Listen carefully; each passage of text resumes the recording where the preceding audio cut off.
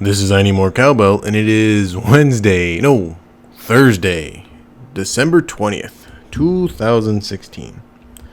I am really late on this podcast. I tried to have it all set. I had it all set up for Monday.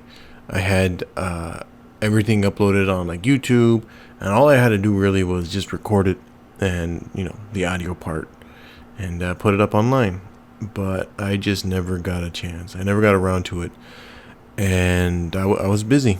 If you remember last week, I was about to leave to El Paso to go see my uncle who wasn't doing too well.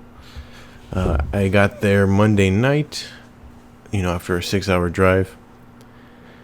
And then, the next day, my dad, who flew in from out of country, he flew in, and we both went to go see him. And on Tuesday, and when we got there, he was asleep, he was out of it, so we didn't really bother him. But we took my aunt to go eat because she's been with him for the last couple of days. So we took her to go eat, and she was stressed out and everything, so it was good for her to get a little break. When we went back, we spent a couple hours with him. We left him with my other aunt, his sister, and so he wasn't alone, at least. He was okay. He was hurting a lot. He had lung cancer, I believe it was, and he was having a hard time breathing. Apparently, on Friday before, he actually died, and the hospital went into cold blue, and they resuscitated him. They brought him back after 20 minutes. That is crazy. He didn't have any prior thing written down, so do not resuscitate was not in his paperwork until after that event. So yeah, he died on Friday, and then he was okay. For the most part, they put an air tube in him, and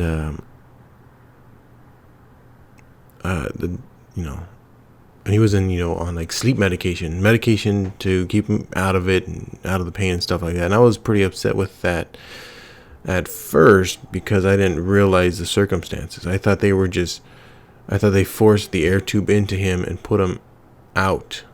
I didn't realize that he died, and and they were trying to keep him alive.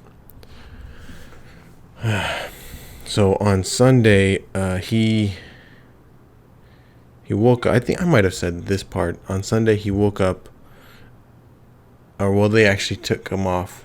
I may have said this part, but now I have more information about it. On Sunday, the doctors took him off of the medication to wake him up. And because they had a do not resuscitate now on his paperwork, because they knew that now that's what he wanted, they woke him up, and they told him, because no longer it was in my aunt's hands or his daughter's hands. It was now all in his hands. And when he woke up, the doctor asked him, "Do you want the breathing tube removed?" And he said yes. He goes, "If you get the tube removed, there's a possibility of you dying." And he shook his head. He goes, "Do you understand that if we remove the breathing tube, you could die?"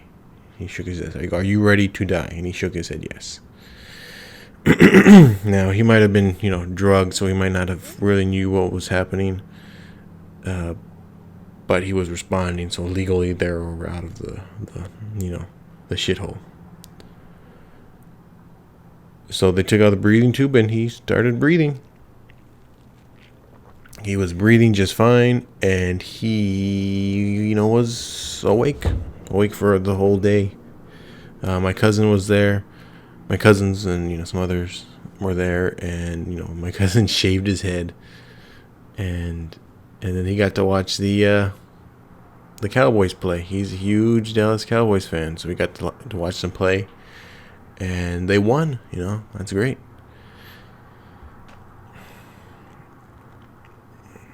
So I didn't see him on Monday, and like I said, we came in, we saw him on Tuesday, and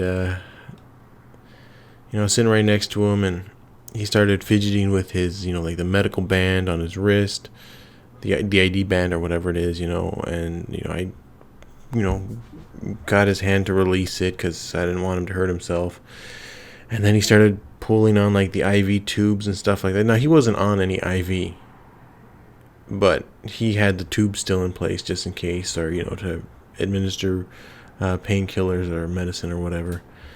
So he kept pulling on those, so I got his hands, I got those free from his hands also. And then he started, now I'm holding his one hand, and then he started, pulling on the blanket, and he goes out, he's just mumbling and something, and I go, Uncle, you gotta relax, you gotta calm down there. You can't be moving this stuff. And he goes, fuck you. And then he opens his eyes and he saw me and he smiled. He was always a bit rough, but he was a good guy. Of course I say was because he afterwards we came home, and I finally was getting to sleep at like 1 o'clock, 1:10. At 1:30 I get a phone call. 1:27 I get a phone call. I didn't get a phone call, but my aunt did. She left her phone in the room I was sleeping in. So I answered the phone, and my other aunt, who was staying with him, said, you better get over here. He's not doing too well. And we left, and we got there, and he was gone. He died before we even got to leave the house. And it was, it was different because unlike it with my grandmother, my nana, he wasn't like still in the same position. He wasn't like laying down with the pillow and everything. Now he's like laying flat. Like they adjusted him, so now he's laying flat, and all he had was like a towel under his neck to prop his head up properly, I guess. And so he was just there.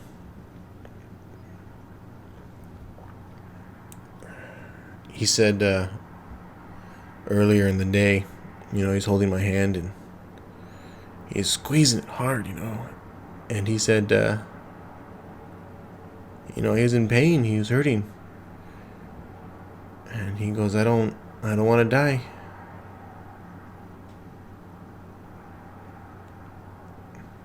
I don't want to die.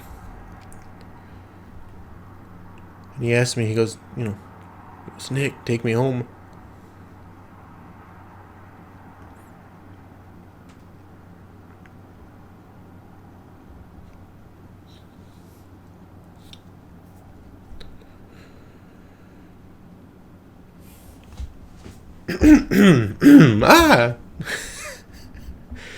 He started asking for, calling out to his other nieces and nephews.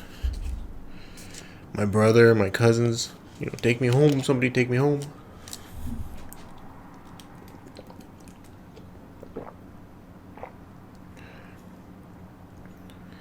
We were there for about an hour before the funeral services arrived to take him.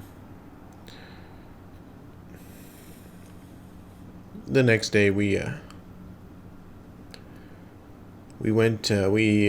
My aunts already went earlier, but then me and my dad shortly followed. We went to the funeral home, start making the arrangements. There's a lot of stuff involved in that.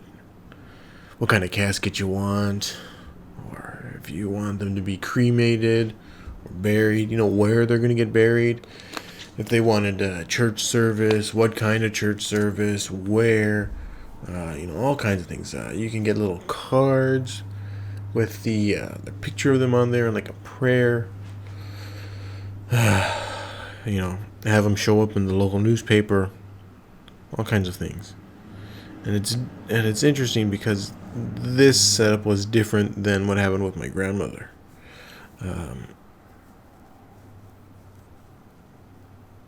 Well, she was cremated, so that I think that took out like most of the stuff. I don't know. It was just a lot different. I don't think my mom and my aunt really did any. Oh, I know it was kind of messed up because my uncle started taking over a lot of the things, but in the end, my mom ended up doing everything because they kind of fell through with it. And but it was nice. We got to the funeral home, and there's this ugly ass truck in front of it. It was like a bright orange with giant white walls. Now the white walls look nice, but it had like flames in the front of it. Like, what the hell is this doing in front of a funeral? It just looked ugly. You park that shit in the back.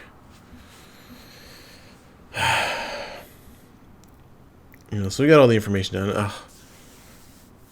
I find out during this arrangement meeting that I have been volunteered to make a video slideshow for my uncle. A video slideshow, involving obviously pictures of the past of him. And I didn't mind it. I just wish I was told in advance at any point, before I went there, just so I wasn't like surprised. Because the lady was like, "Oh, no, about," because they have the service for it, so somebody would have done it for them, for us. But my aunt goes, "Oh, my nephew's gonna do it. It's his gift to his uncle." And I go, "What?" My uncle wouldn't care. I'm sure actually he would. He was the kind of guy who had that rough front about him, but he appreciated stuff. He cared about things. He just didn't obviously show it, and that was fine. But he was always a good guy. He was never mean to me in any scenario. After all the arrangements we made, we were all hungry, so we drove to a restaurant nearby. It was a real fan. I've never been to like a Mexican restaurant like this before. It was a fancy Mexican restaurant. Like those nice Italian restaurants you go to, or a nice steakhouse or whatever. It was a nice Mexican restaurant. And, it was apparently a place that my grandfather really liked to go to. And I can see why, because the food was good. My aunt said, "You can get whatever you want, it's your birthday." Man. And so I got like this nice steak and shrimp on it. And it came with like a bowl of chili, Texas-style chili. And a freaking jalapeno and leek, big onion on it. I didn't eat that stuff, but that steak that was a good steak.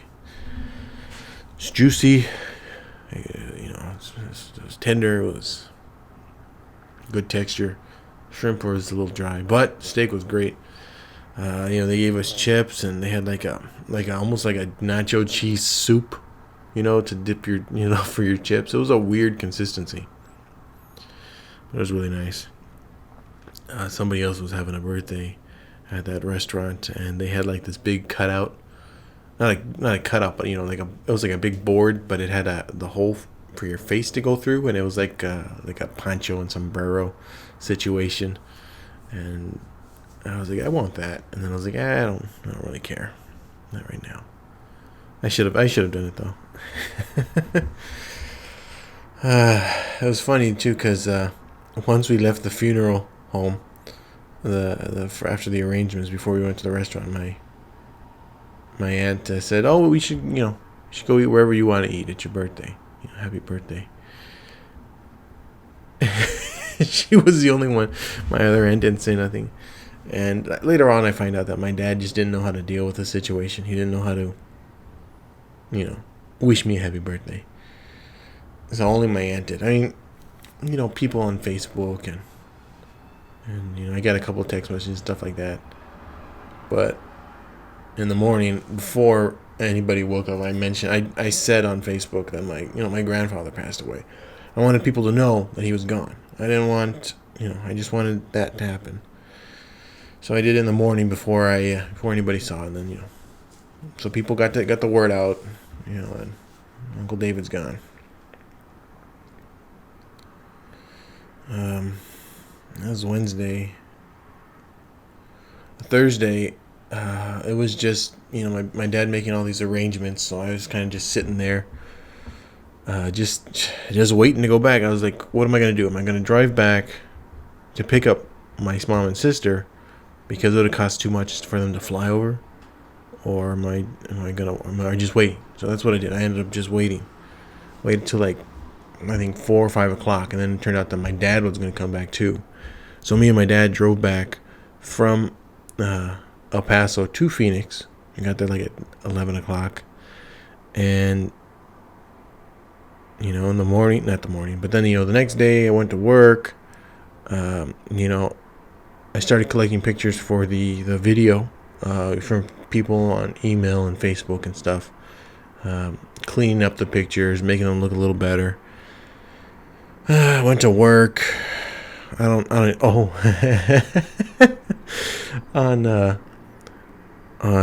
Thursday, before I left, two of the girls, I completely forgot about this till just now. Two of the girls were setting up the office for, putting up birthday stuff. And they were trying to, put something up, and they go, okay, can one of you tall guys help us out? So one of the drivers went over there, and he's like 5'8", all right? So he's not much taller than these girls. So he goes over there, and he goes to help him out, and then they show him that they want him to put the streamers on top of the door, which he can't reach at all. So he turns back to me, and he goes, hey, Cowbell, how about you? Can you help him out? And I'm looking at them, and I go, whose party is this for? Who are you setting this up for? And they go, John. And I go, Big John, Driver John? And they said, I don't know what the hell that noise is. I have the window open because it's cooler outside now. And whenever I do this, it's so damn hot. So at least it's nice right now. It's like 75 degrees. So anyways, they go, who's this for? And it's for the manager, the general manager. And I just like furrow my brow and I throw my hand up in the air and I go, ah! And I walk away. I ain't fucking doing anything for that son of a bitch.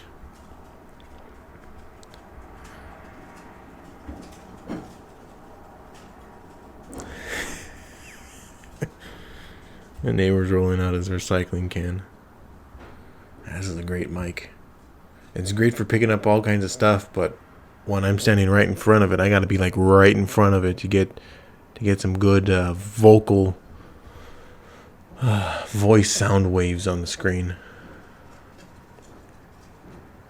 So I went to work on Thursday. Went to work on Saturday. I went to work on Friday and then Saturday.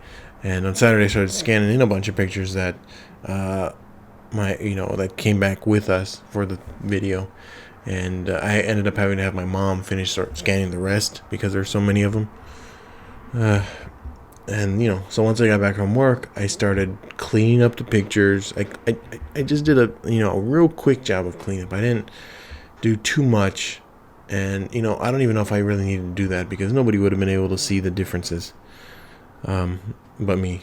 And it was, what was really cool is to scan them in, and I scanned in a picture of, these tiny little pictures. They're like, 3 by 3 inches, real tiny square, old pictures. Scanned it in, and I can blow it up to like 50 inches, like 4 feet in size, and they'll look good. So it's real fun to do this stuff. It's just a little time consuming. It's so much time consuming, in fact, that it took me. I spent like the next 10 hours working on this video after I got all the pictures, arranged and edited and, to size and everything. And I cleaned them up. I started, working on the video, and, I got it to each picture will show for like 15 seconds or so, 17 seconds. And it was 13 seconds with 2 seconds on either end, like fading in and out. So I started working on this video when I got to like halfway done. before my mom tells me that, we're leaving now on Sunday. And, I haven't gone to sleep yet. I've been awake. So I was pissed, I was pissed. I was like, I need to finish this. I need this to be done. And everybody's getting mad at me. It's like, why is it taking so long? Nobody really understood how much work I had to do to make this video in such a short period of time. I got no template for this. Everything I got to do is from scratch. Maybe there might have been a template online. I just wanted, it shouldn't, what I was doing wasn't difficult. It was just time consuming, So, just took a shower, got packed, and we left. My sister came, my mom picked up my sister and her daughter, and we all packed up into the car, like maybe about, 12 o'clock, 1 o'clock or something like that. And we drove back, 2 o'clock. It was 2, no, I don't know. It doesn't matter. But I was already exhausted at this point. By the time we got there, I didn't drive. Luckily, I didn't drive because I didn't sleep. And then even in the drive over, I didn't really sleep. I'm not very comfortable in a car when I'm surrounded by a bunch of people, I guess. I don't know. It's to sleep. I was like awake the whole time in the passenger seat. I doze in and out for like 5 or 10 minutes at a time. And, it just was up the whole way. We arrived in El Paso again at like 10 o'clock, and we went to my grandpa's house, which is now empty. My aunt and my uncle are staying there for the funeral. And, we just visited with them. And then we left, and by the time we went to my aunt's house. That's where we were staying again. And, took a shower. By the time I got to go to sleep, I was up for like 33 hours at this point. Oh, man, I was exhausted. Something I didn't mention earlier was when I stayed at my aunt's house the previous week, when I first arrived there, I stayed in this a nice room. And it was, it was fine at first, but the bed was just so freaking hard, I guess. Like whenever I wake up, my back was just killing me, and there's no air circulation in there, no fan or nothing, so it just gets hot, and I mean like hot. And I guess like when it gets to like a certain heat, I can no longer go to sleep. I woke up and I'm like, I'm up, that's it. So I was like, I'm sleeping in the living room this time. I didn't realize that my aunt was like, that's the bed she sleeps in, because my uncle has like sleep apnea, so he has like this big Darth Vader mask that he has to sleep in, and so she sleeps in that room so it doesn't bother her. So when I was sleeping in that room, she was sleeping on the couch in the living room. I had no idea about this. So so we told her, you sleep in that room. Me, my sister, and my niece will sleep in the living room. That's fine. So I slept on the floor, which was amazing. My sister and niece slept on the couches. There's 2 couches, but they're leather, so they were either getting hot or they would slip off. And the first night was okay, but then the next night it was pretty unbearable. And then the final night, it was a little better, but it was like a humidifier type of fan in there. I don't know. It was just this bright blue light, and it was killing. It was terrible. Oh man. Monday was a funeral. Oh, Monday was a wake. And, we had, they tried to do it. There was all these things that they were still trying to do before that. But what I did was I ended up working on the video still. I made pictures, I ended up making this like picture that we used as for a photograph for him. So, put that next to the casket. And, it was a real, like, devilish grin he had on. Like, he had some beer in his hand. He was excited for the day, put a cowboy star in the top and put his name in like a Western font, and everybody really liked it. I had my sister make a PowerPoint presentation of the version of what I was doing, just in case I didn't finish mine in time. And my cousin was going to bring his laptop, which had an HDMI port, because the lady said it's a DVD player. It has to be in DVD format. And I go, well, and I'm just thinking, if it's a DVD player, it might have an HDMI cable, or the TV might have an HDMI cable. I go, let me just plug it in that way. I had no idea that the TV is actually above the casket in the little room there. And so, but they had like an audio video room. So they had all this equipment, and they had this like cheap little DVD player, but they were able to plug in to my cousin's laptop and, play the video. And I had to, put the video on his computer, and I installed the Media Player Classic because I know that it has a loop, button on it,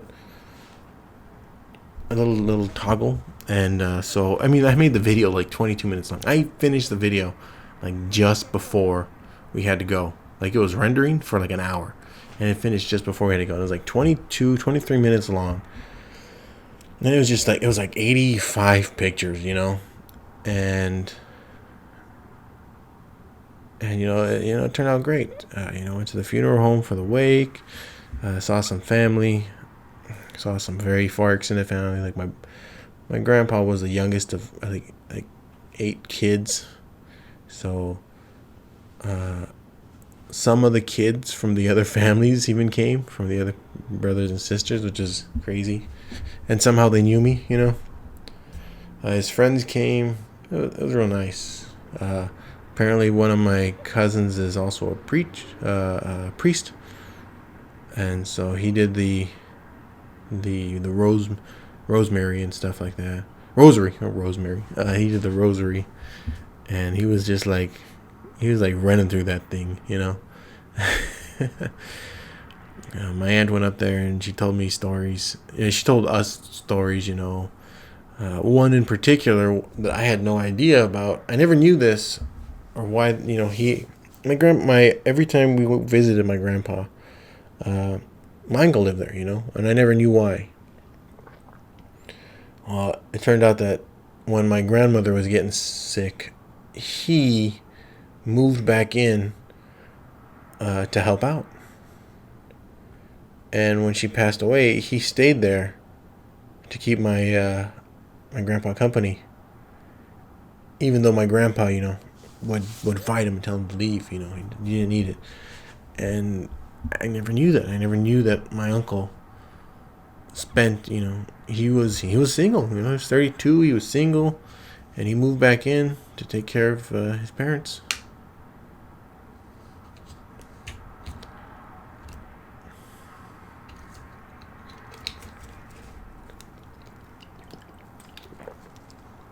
My cousin wrote something on like Facebook, some real nice message or whatever, and my aunt wanted somebody to read it. So my sister asked if she wanted me to read it, or she can read it. I go, either or. I can read it if you don't want to. And so she went up and she read it, and she struggled to get through that thing because obviously people cry. So she was crying through it, and it's hard to hear your family members cry for a similar reason.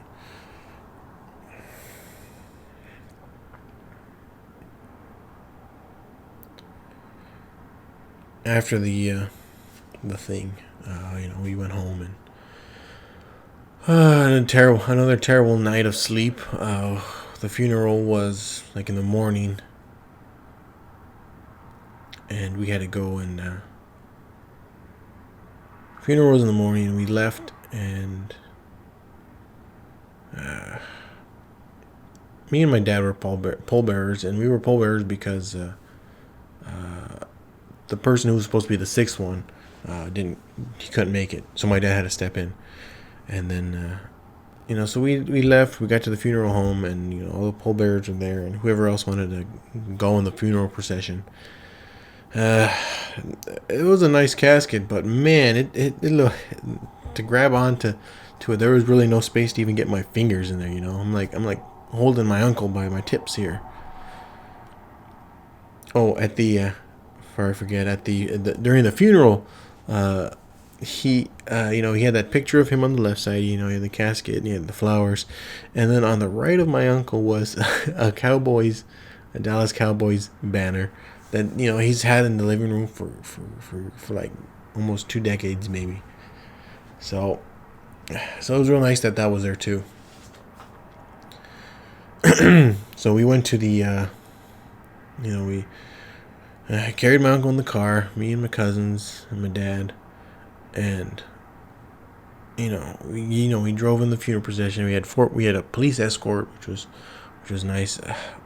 For my grandfather's funeral, back in 2004, we had a police escort also, and I was always pissed because this one guy like cut through us to make a left turn, and he kind of like stopped traffic for a bit, so that was really garbage.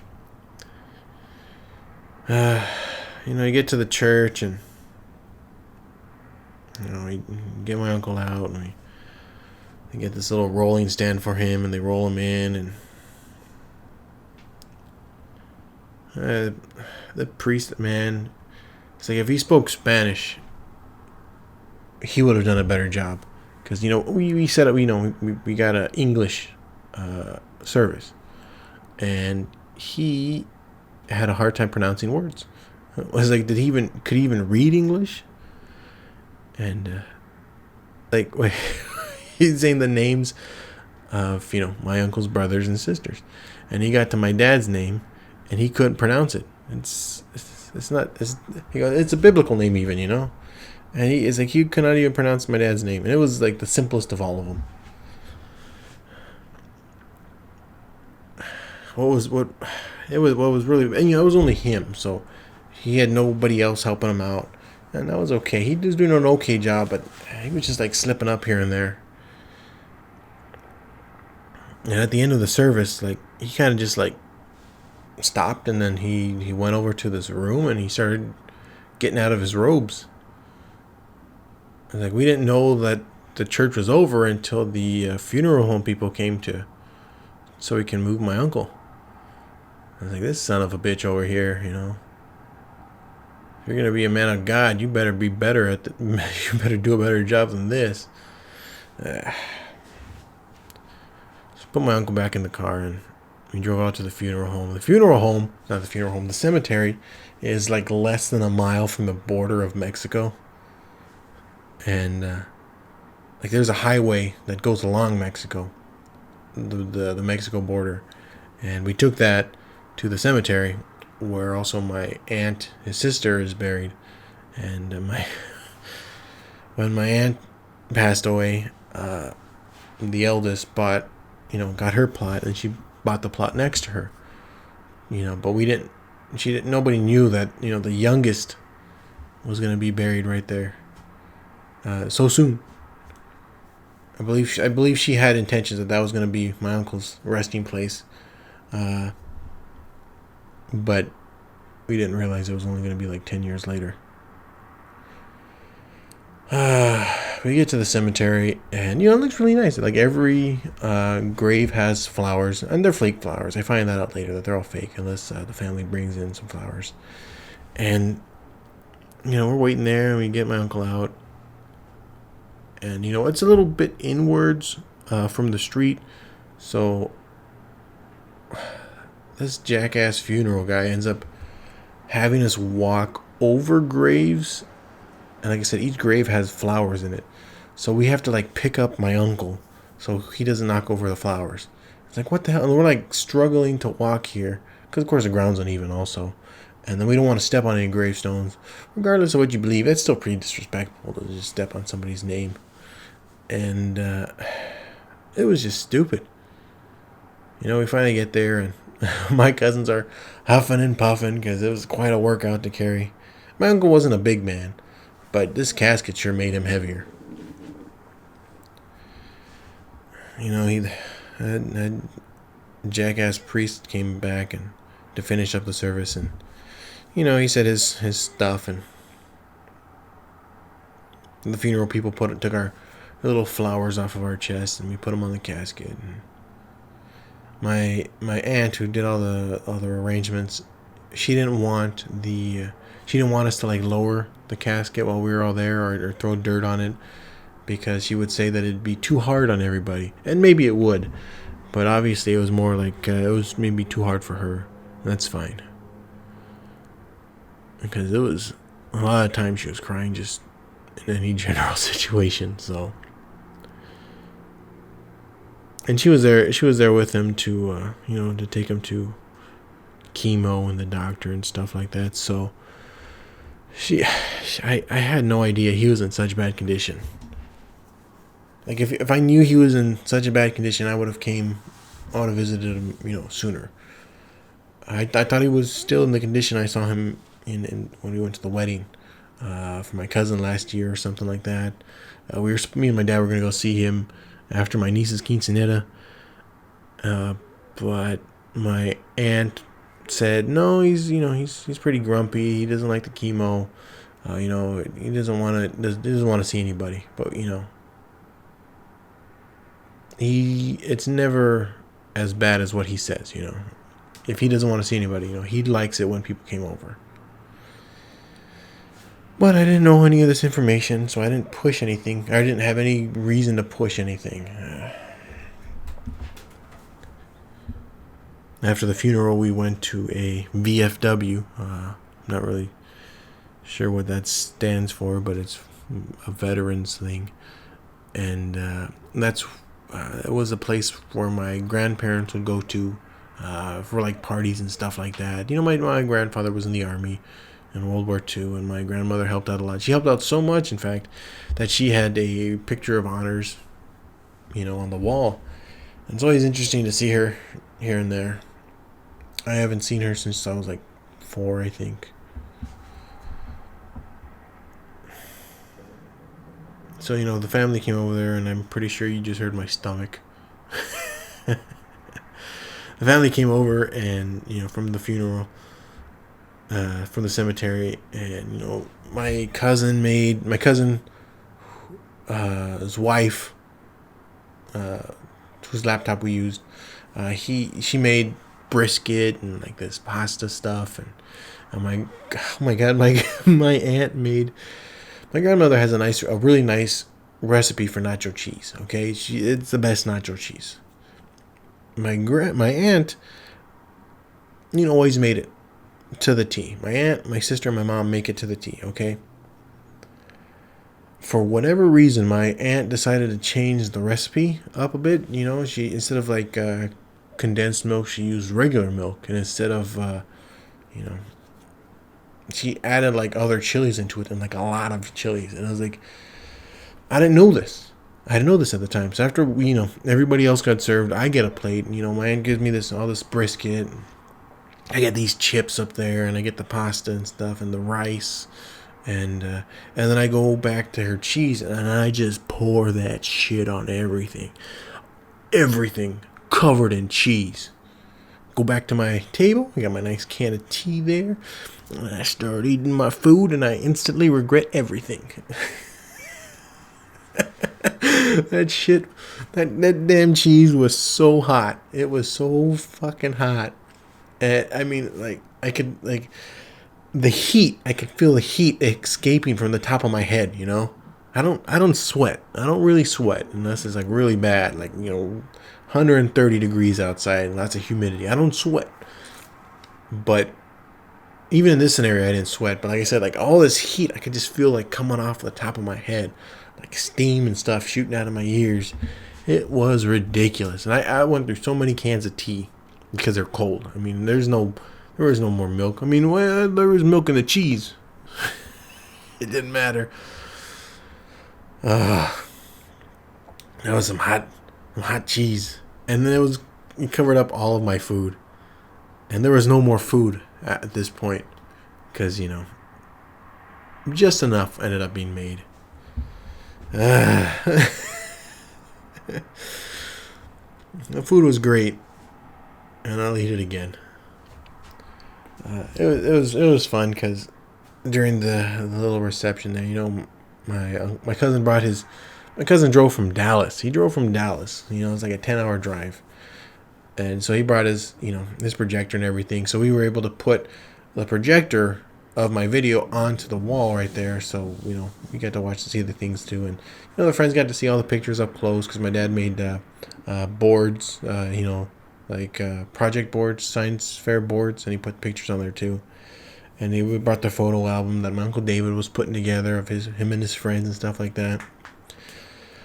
So it was really nice. Everybody got to interact and everything. And everybody that that can make it. After that, we were gonna go home back to my aunt's house, but then we ended up going to visit my grandparents. I kind of wasn't ready for that. I haven't seen my grandfather in 12 years, and I haven't seen my grandmother in 27 years. And it was interesting because when we got there, it's on a base. It's a cemetery on base, and all the headstones are the same. They're all these nice marble, and we saw my grandpa, and then on the other side is my grandmother. So they buried them right next to each other, right on top of each other or whatever, and they share the same headstones. And that's how it was for everybody there. Husband and wife and so on share the same headstones, or father or mother and their firstborn, share the same headstones if they want. And it was interesting, I thought they were next to each other this whole time, but I didn't realize that they were right there. The by the garbage can is a garbage can full of flower vases and some water. So I got some flower vases, and my mom and sister made these little flower vases for the tables, because that's what they also did for my nana's funeral. So after the funeral, my Uncle David got the big flower that I guess they bury him with, and that they bought. They bought the big flower, and then they took the other flowers with us, and so they put all these flowers on the tables, and it looked nice. Well, they took some of the flowers and they gave it to my grandparents, and after that we went back to my aunt's house, and my dad and my cousin was talking for God knows how long. We went to Dairy Queens. I don't want to make a plug here, but I was like, there's so many damn Dairy Queens in El Paso. It was weird. So I was like, you know what? I want to go to Dairy Queens. So me, my mom, and my sister and niece went to Dairy Queens, and my mom had to get her lottery tickets, so she got those first. Then we went to Dairy Queens. I got a Butterfinger Blizzard mini. I didn't want too much, but I was surprised that they had an orange Julius. I didn't know that. So I got a strawberry banana. My niece got a root beer freeze. My mom got an orange Julius. It was a nice little treat to have. What came back, changed into some pajamas, some sweatpants, and I took a nap. After that, we went to my grandpa's house, and where my aunt and uncle were staying, and my cousins went over there too, and we had some hamburgers, some hot dogs, and it was weird, whenever you come there, that's where my grandpa and Uncle David were, and then that's where just my uncle was at, and now nobody's there. So after that, all week, man, I was struggling with just a lack of sleep. I haven't recovered really from Sunday, not sleeping on Sunday and doing all that work, and even still I'm still kind of struggling with it. We went home to my aunt's, went to sleep. We were supposed to leave at 7. My mom has a doctor's appointment at 4, and we didn't leave till like 12 or something, and 2 o'clock or something like that. So we're driving back, and got all our stuff. My aunt, before we leave, before we leave, my aunt gives me a birthday card. So that was really nice. The aunt who's I've been staying at all this time, and I haven't gotten birthday cards in like forever, especially not one with money in it. So I need to thank her. after that, we were gonna leave, but then my dad left a book, I guess, at my grandpa's house, so we had to go back to my grandma's house. And while we were there, we ended up staying and talking with my aunt and uncle who were still there. And during that time, I took it upon myself to start going through my uncle's stuff, because they said there's pictures everywhere, but there used to be pictures everywhere, but now they're not. So my uncle had all these photo albums hidden, and he had the pictures from the living room in the closets and stuff like that. And I told my aunt, I don't have space. We don't have space in the car to take them right now, but take these to the house in case anybody comes and takes them. I don't want to lose them until I can scan them myself. So then, we have a copy of them. So I hope she took them, especially the one that was my grandparents' wedding picture, and a real big nice one. We were there for God knows too long. I think that's why we left at 12 or 2 o'clock, because we were there we got there at 11 or something, and we just left at a real late time, 1:30 maybe. We're driving all the way, but so then we started driving and driving. Then my dad starts, I think by the time we get to Lordsburg, my dad's like, all right, we're going to Tombstone. My dad's always wanted to go to Tombstone, and so we went. I got to Benson, and at this point I was already driving from Lordsburg. I started driving, and so when I get to Benson, I make I miss the turn, and I get into a gas station, and I get a phone call. So I ended up stopping. Well, they go to the inside, and my mom gets lottery tickets and whatever. And while I'm answering the phone, the phone call was for on Wednesday last week, after we eat,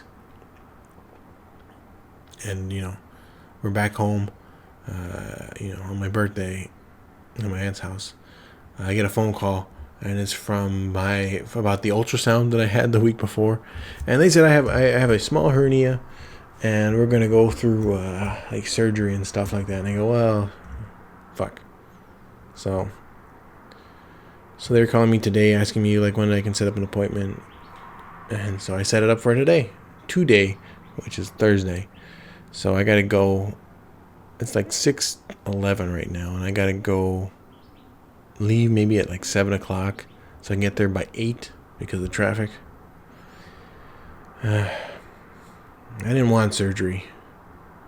What's funny is I haven't had any pain since before, just before after the initial exam, before the ultrasound. I haven't really had any pain or discomfort in that area, so I don't know. Maybe I don't have to. I was doing exercises, but I haven't had a good opportunity to do any exercises. So maybe I don't need it. Maybe I do, but I don't know. So I'll see about that today. So we get to Tombstone, and man, it's a weird drive down there. It's no longer like Arizona. It just seems different. It's different from driving on the 10. Or driving down from Flagstaff. It was different. It was there was this one place called St. David's, and there was one church every 3 houses. It didn't seem kosher down there.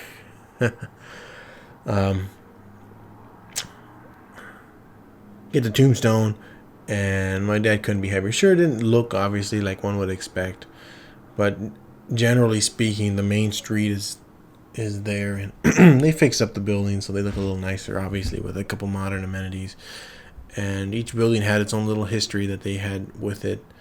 And my dad loves his Western movies, so he was talking to the people there, and he was just happy. My dad was just so happy to be there. And at first I didn't want to go because I just wanted to get home. I just wanted to get home at this point, but it was nice to go there. There's a lot of nice Western gear and clothes and stuff like that, and it was cool. But everything was so cheap, I was kind of worried about where it was from. I don't want to buy I don't want to buy this nice Western outfit and it's, made in China. Cheap China. I mean, there's some nice belts, but there's some cheap Chinese belts. I just wanted like a good quality. But I mean, obviously, you're not gonna get this good quality stuff for cheap, and that's the thing. Is like, I'd rather pay more. So we got to see all the stuff, but we went late, so we missed like the gunfight, so we missed the shootout at the OK Corral.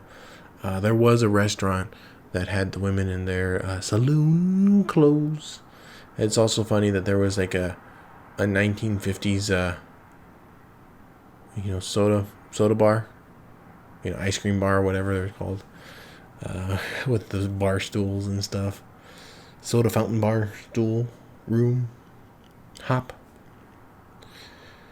It was cool. I'd like to go back, obviously when there's earlier and there's more time to enjoy stuff, and when I'm not in my like loafers, my Gomez Adams shoes, and wearing jean shorts because that's all I had at that point, and I was comfortable.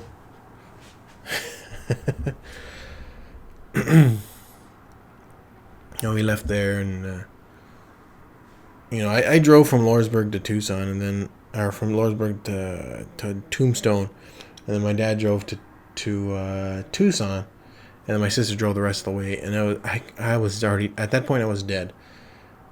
Like I didn't even make it. I didn't even stay up. I think all the way to Tucson, and then we got food, and then I was just out. I could no longer stay awake. I was so burnt out that I just kept falling asleep like the whole way. Like all of a sudden we're at Tucson, and all of a sudden we're leaving Tucson, and then we're just like somewhere in the middle of the area, and then like we're outside of Chandler, and then we're passing the state fair, and then we're home. I could not stay awake. So when I got home, we unpacked the car and I took a shower, and I just went to sleep. I was gonna try and record this last night, so I can put the video and stuff up before I leave this morning, but I just couldn't do it. I just had to go to sleep. But that leaves me up to right now. It's now 52 minutes, 20 seconds, minus whatever I cut off in the front. It was a long week. When I get home from I gotta go to work. They gave me my shifts back, so I got 4 days a week. A week now, so I gotta go do that shit. So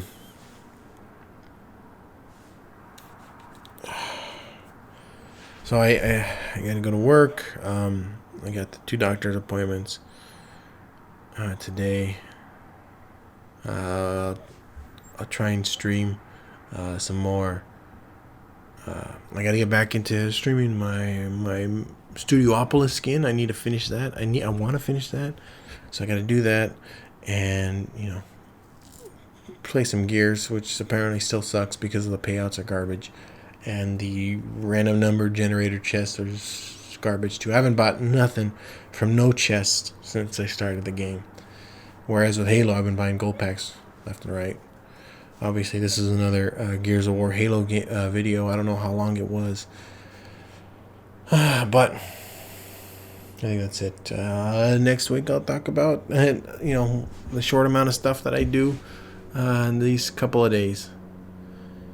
So, I hope you guys enjoyed my happy-go-lucky birthday post. Birthday podcast, and our podcast about what happened on my birthday, my uncle's funeral and all that stuff. Alright guys, I'll talk to you next time.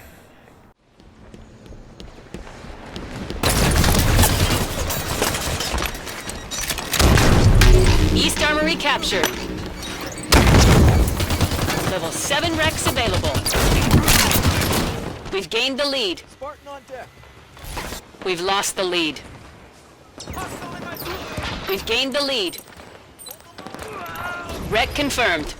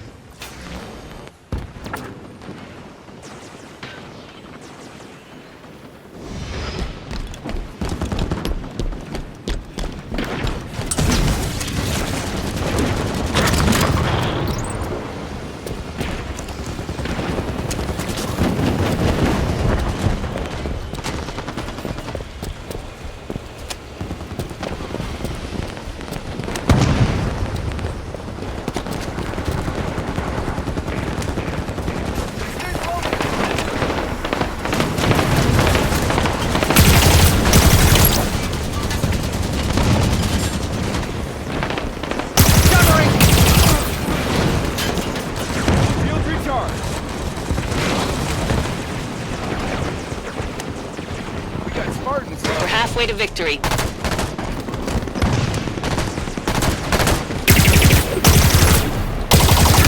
Level 9 Rex available. Teammates eliminated the Knight Dignitary. Find that enemy! No sign of him. Looks clear.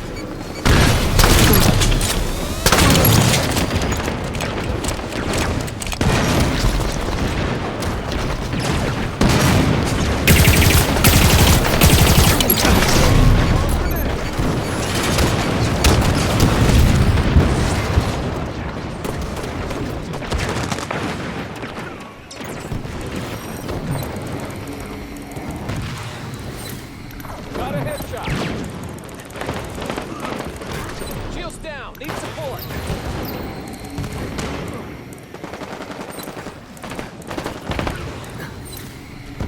Wreck confirmed. Enemy captured the East Armory.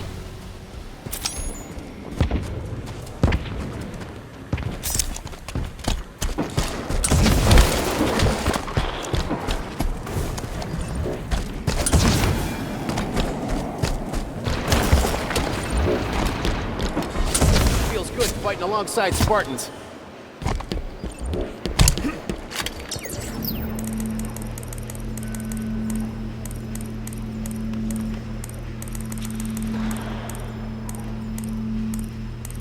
Wreck confirmed.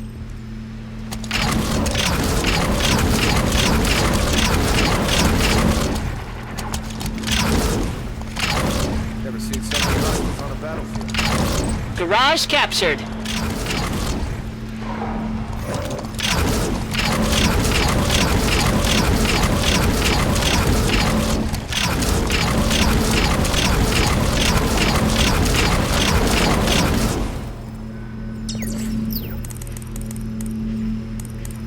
Wreck confirmed.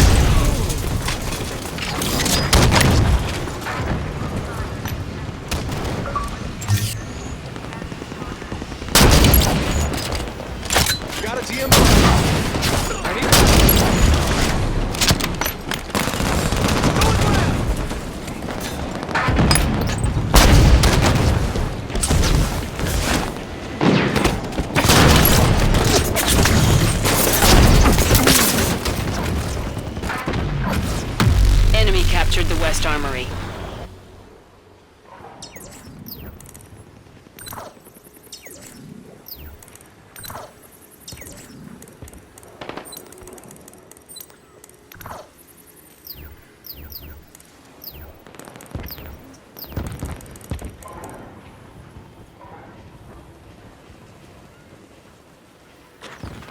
Wreck confirmed.